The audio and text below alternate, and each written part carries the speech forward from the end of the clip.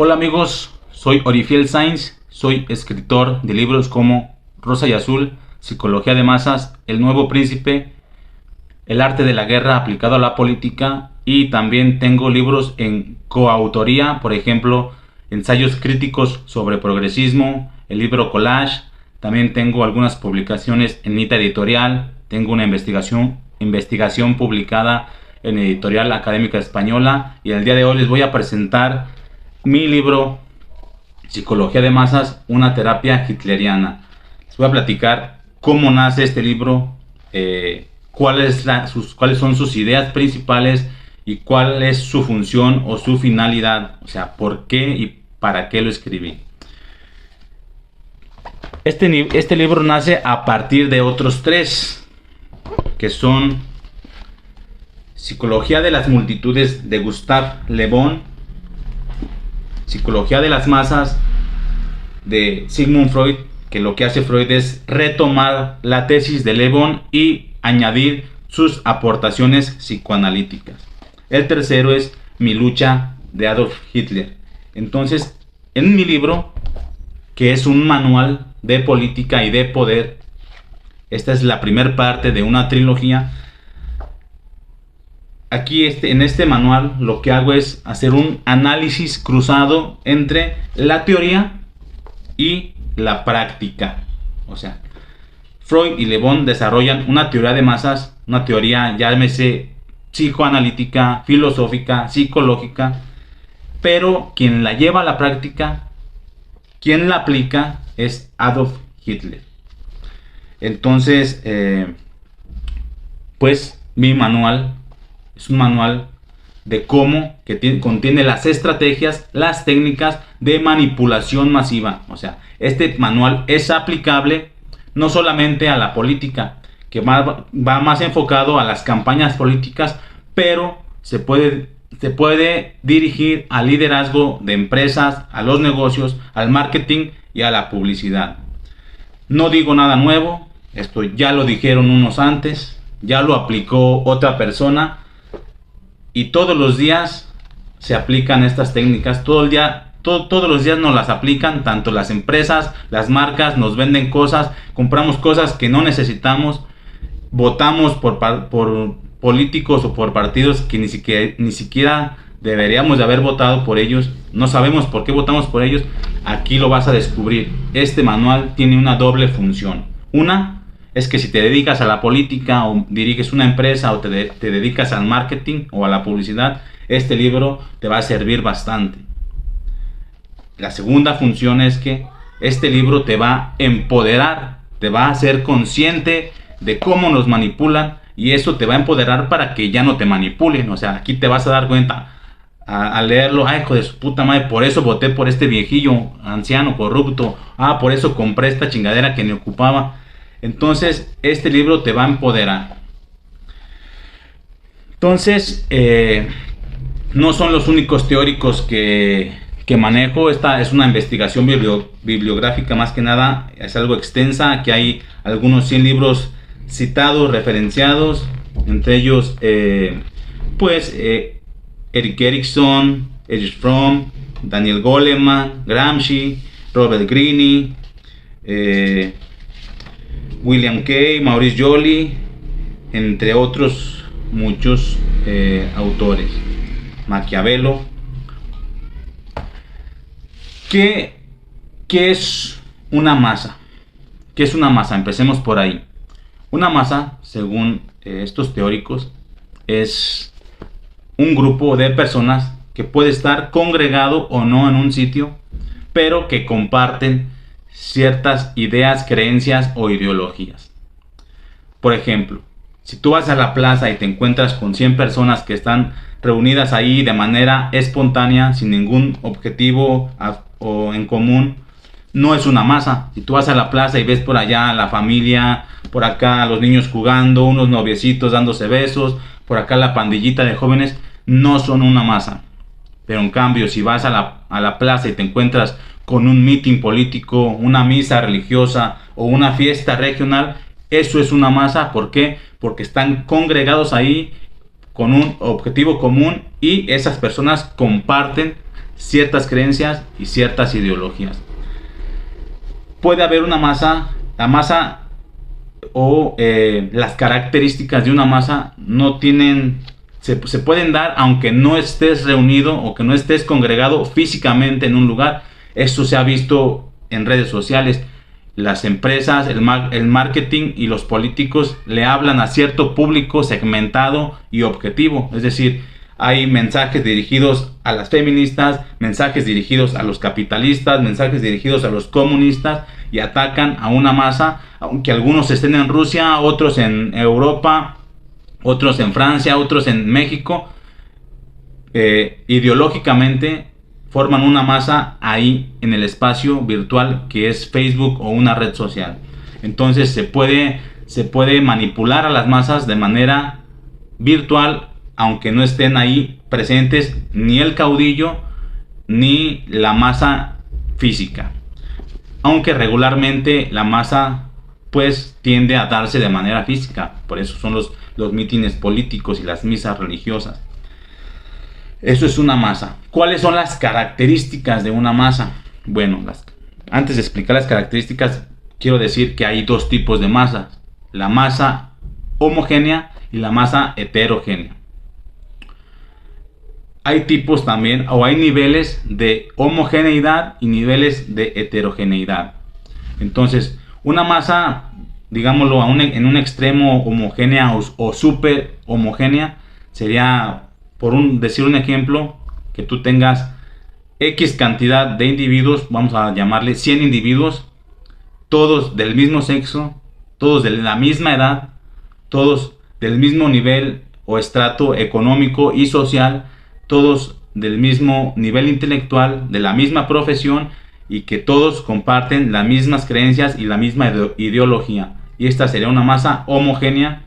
Y las masas homogéneas se les dicen masas organizadas, y estas son difíciles de manipular. Ahora van a ver por qué. Por su parte, la masa heterogénea pues es una masa diversa, ¿no? Entre más diversa sea, es más homogénea. Entre más diversa sea, es más heterogénea.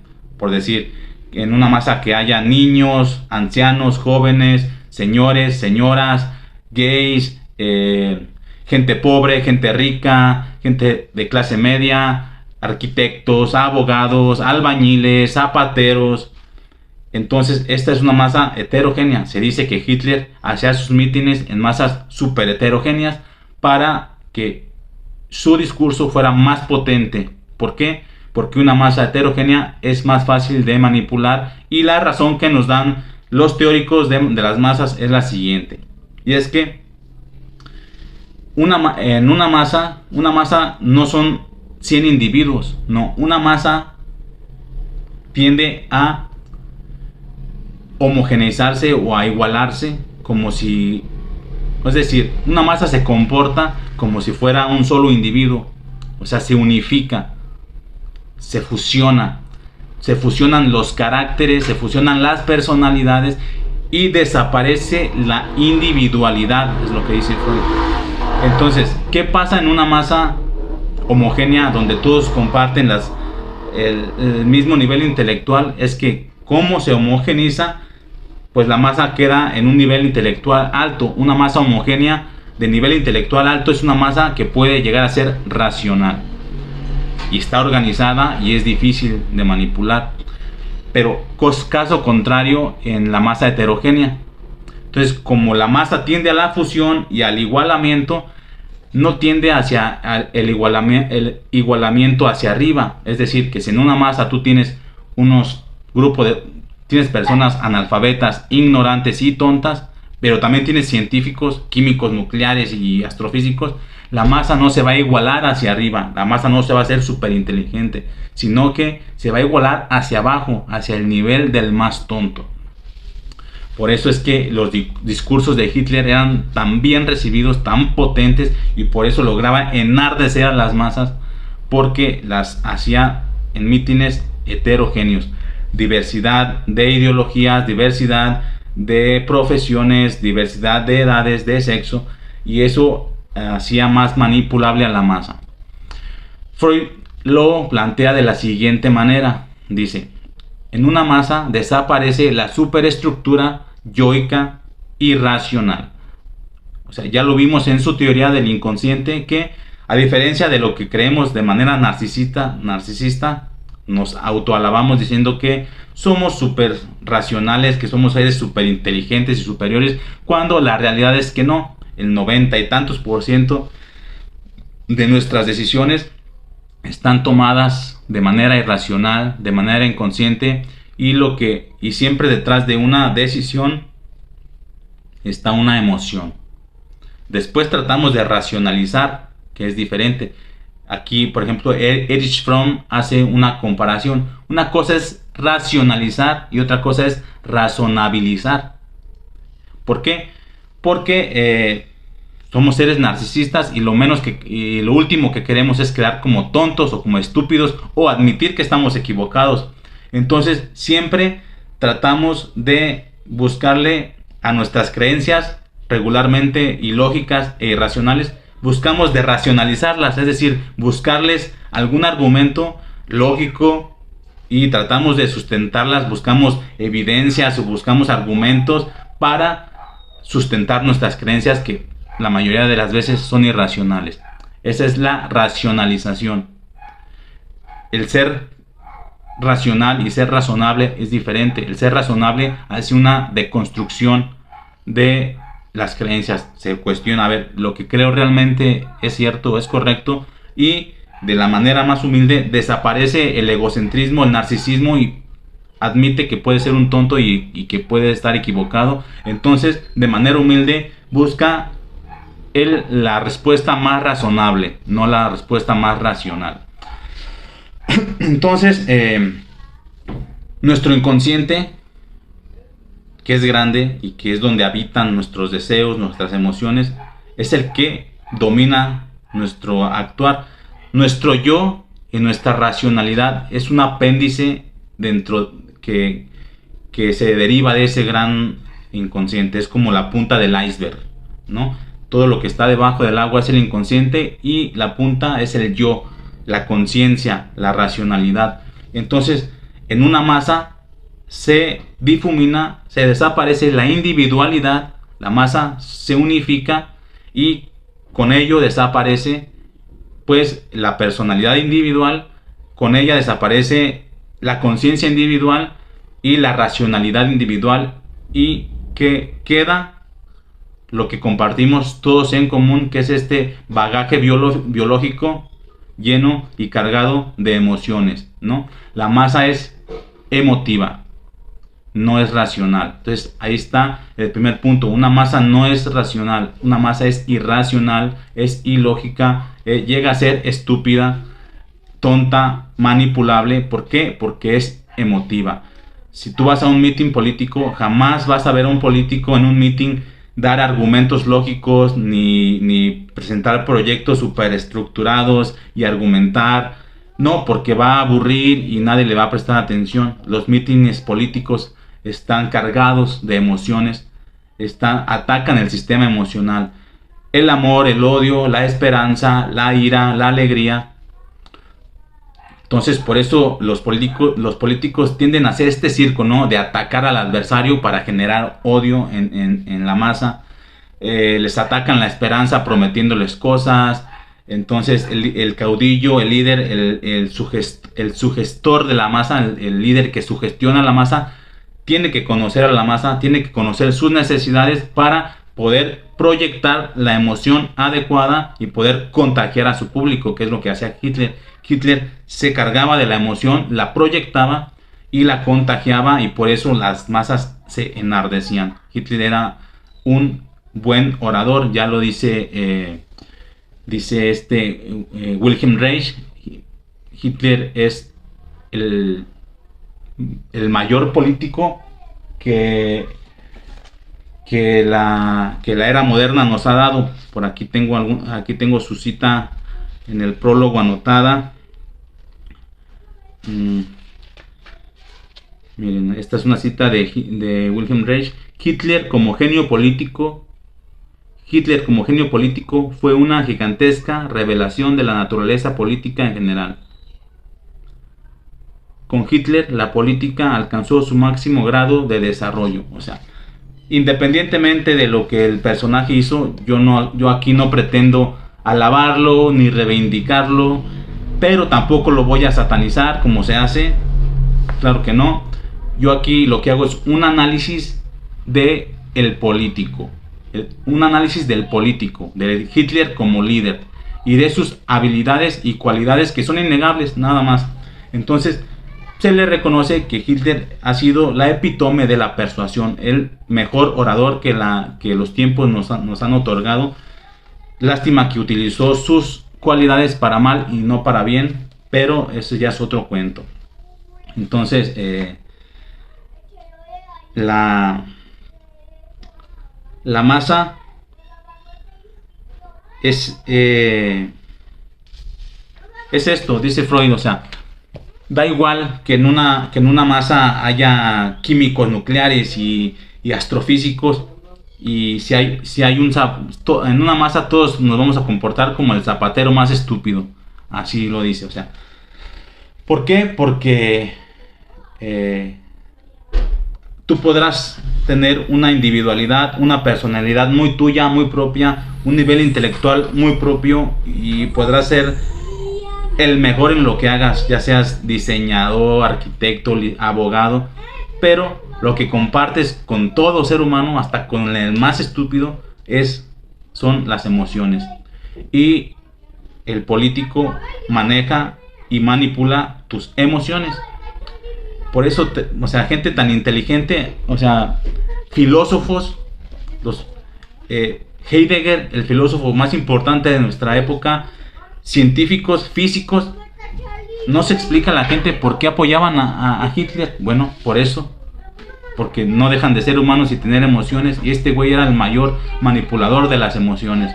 Entonces no importa que seas súper inteligente, eres manipulable siempre y cuando tengas emociones. Por eso votamos, nos creemos muy inteligentes, pero votamos por políticos pendejos como López Obrador, como todos los partidos, como todos los güeyes que nos manipulan, que nos prometen cosas y que nos manejan emocionalmente. También todo el tiempo estamos comprando cosas que no necesitamos, porque es lo que hacen las marcas. También nos manipulan mediante las emociones y mediante los deseos.